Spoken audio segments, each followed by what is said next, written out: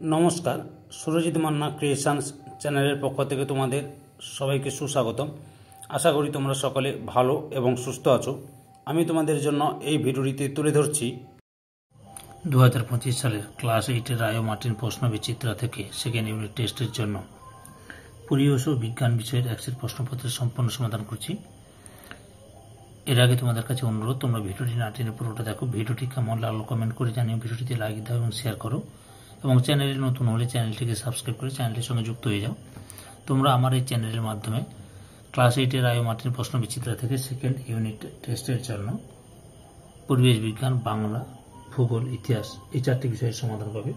Already আমি তোমাদের ইতিহাস এবং ভূগোলের যতগুলো সেট ছিল সেখানে টেস্টের জন্য রায় মার্টিন প্রশ্নবিচিত্রা থেকে সবগুলো আলোচনা করে দিয়েছি।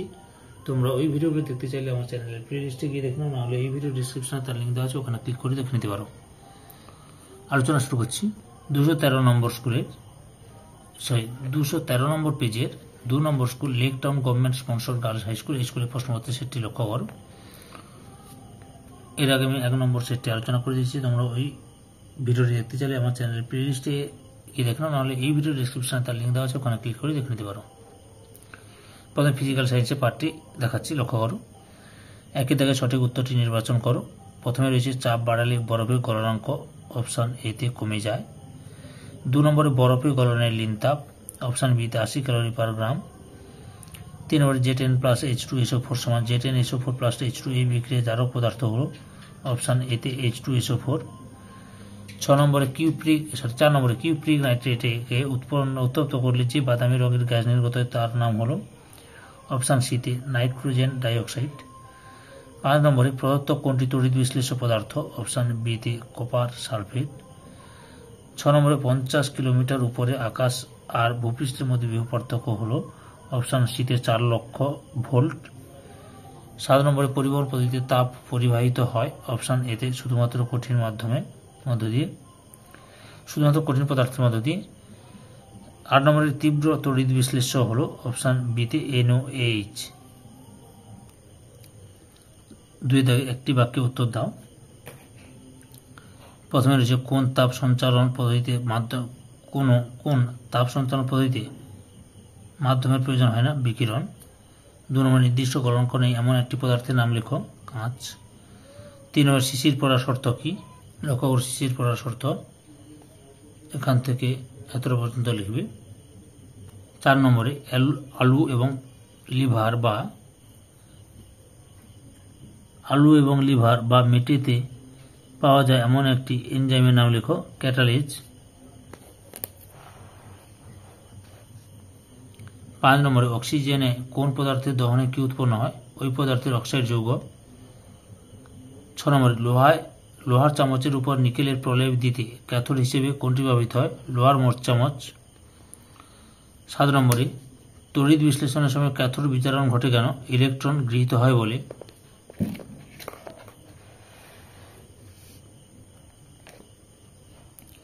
3 নম্বর শূন্যস্থান পূরণ করো। একে ফিউজ তারের গলনাঙ্ক খুব ড্যাশ হওয়া দরকার, কম। 2 নম্বরে ইগলু বরফ দিয়ে বানানো, কারণ বরফ তাপের ড্যাশ কুপরিবাহী। 3 নম্বরে Fe থেকে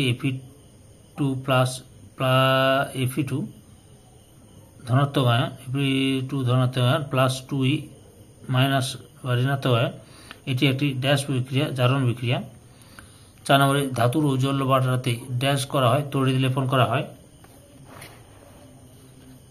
তারপরে 5 নম্বরে ড্যাশ সমযোজী হলেও তড়িৎ পরিবহন করে, HCl বা হাইড্রোক্লোরিক অ্যাসিড। তারপরে হচ্ছে 6 নম্বরে যেসব পদার্থ রাসায়নিক বিক্রিয়ায় বেগ বাড়ায় তাদের বলে ড্যাশ অনুঘটক।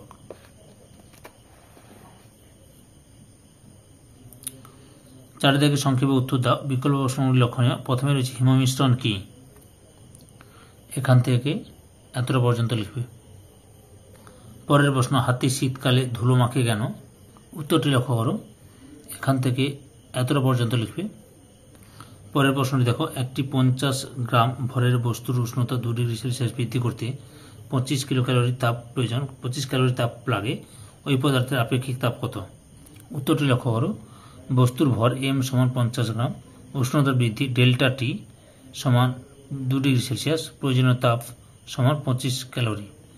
ধরে আপেক্ষিক তাপ S into cal into gram S into CL বা calorie by gram degree Celsius. আমরা জানি প্রয়োজনীয় তাপ সমান বস্তুর ভর গুণিত উষ্ণতার বৃদ্ধি গুণিত আপেক্ষিক তাপ।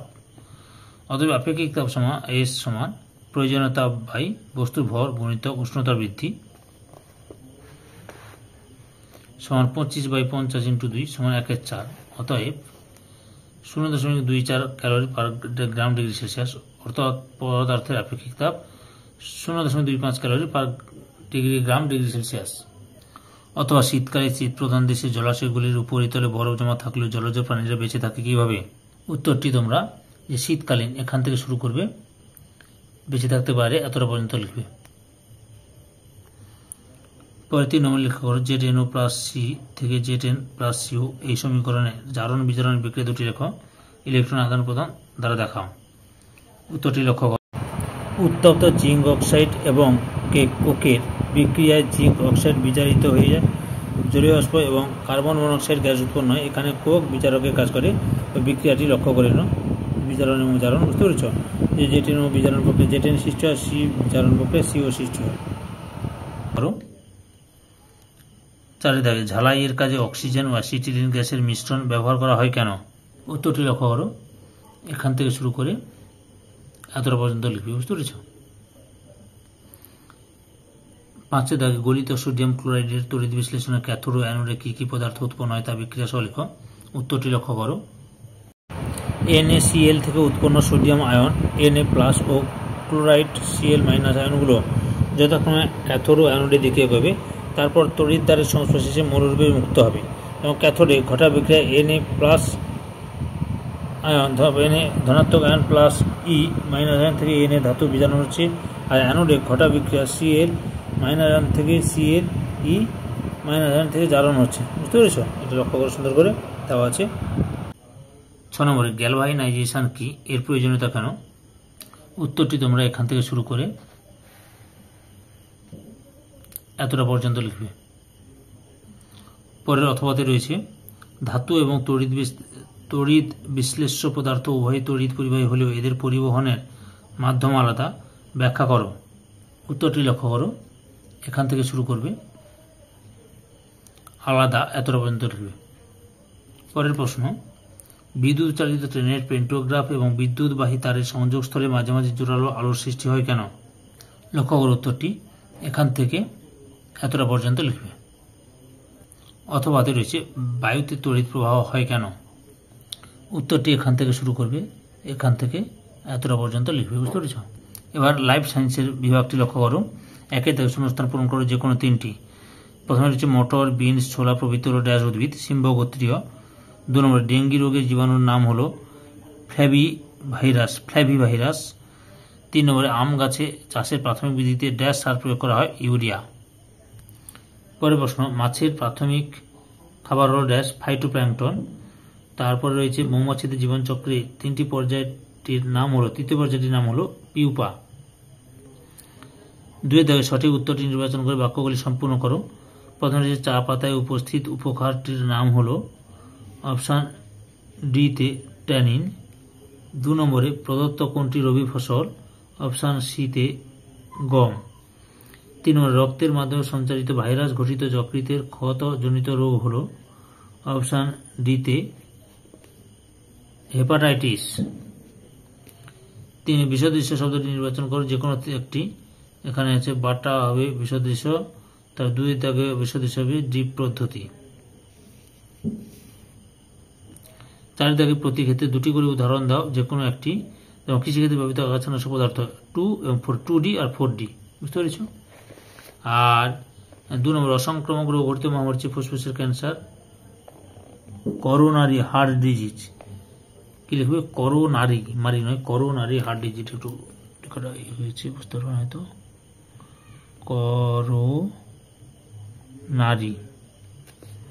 Coronary heart disease. বুঝতে পেরেছ? Heart disease. 5 দাগে নিম্নলিখিত প্রশ্নগুলির উত্তর দাও যে কোনো 3টি। প্রথমে রয়েছে নিবিড় মিশ্র চাষ কাকে বলে? উত্তরটি তোমরা এখান থেকে শুরু করবে, পরপর লিখে নেবে, দেখে নাও, এত পর্যন্ত লিখবে। 2 নম্বরে হিউমাস কি, এই যে এখান থেকে শুরু করবে, এতটা পর্যন্ত লিখবে হিউমাস কি। পরের প্রশ্ন, লিটার তৈরি করার পূর্বে কি দিয়ে ঘরের মেঝে জীবাণুমুক্ত করা হয়? চুন দিয়ে।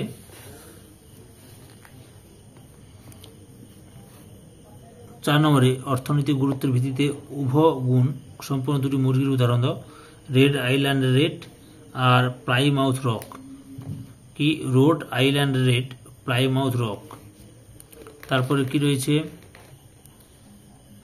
কালাজ্বর সৃষ্টিকারী আদ্য প্রাণীর নাম এবং তার বাহকের নাম লেখো।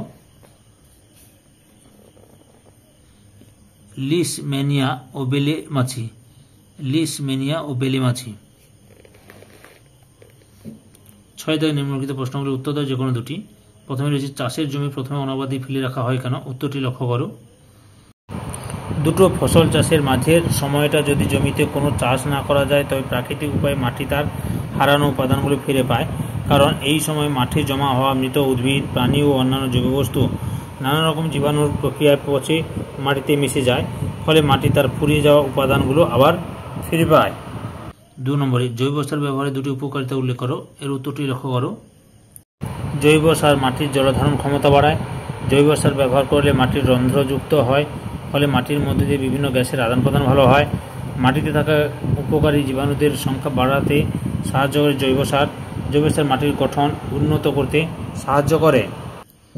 পরের প্রশ্ন, কেন ময়লা জলে মাছ চাষ করা হয়ে থাকে? ঘর বাড়ি এখান থেকে শুরু করবে, লাভজনক হয়, এতটা পর্যন্ত লিখবে। 4 দাগে জৈবিক উপায়ে পেস্টের দমন কিভাবে করা হয়? উত্তরটি লক্ষ্য করো। এই পদ্ধতিতে একটি জীবকে অন্য জীবের সংখ্যা নিয়ন্ত্রণে ব্যবহার করা হয়। পরভোগ আর পরজীবীদের মাধ্যমে ফসল ধ্বংসকারী জীবদের নিয়ন্ত্রণের চেষ্টা করা হয়। প্রকৃতিগতভাবে কয়েক ধরনের মাকড়সা, বোলতা, ভীমরুল, গঙ্গাপড়ি এবং বেশ কিছু ধরনের পাখি ফসলের শত্রুদের যেমন মথ, রস শোষক পোকা, উই চিংড়ে প্রভৃতি ধরে খায়।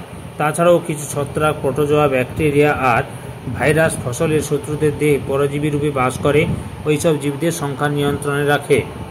সম্পূর্ণ ভিডিওটি দেখে আমার চ্যানেলের পাশে থাকার জন্য তোমাদের সবাইকে অসংখ্য অসংখ্য ধন্যবাদ।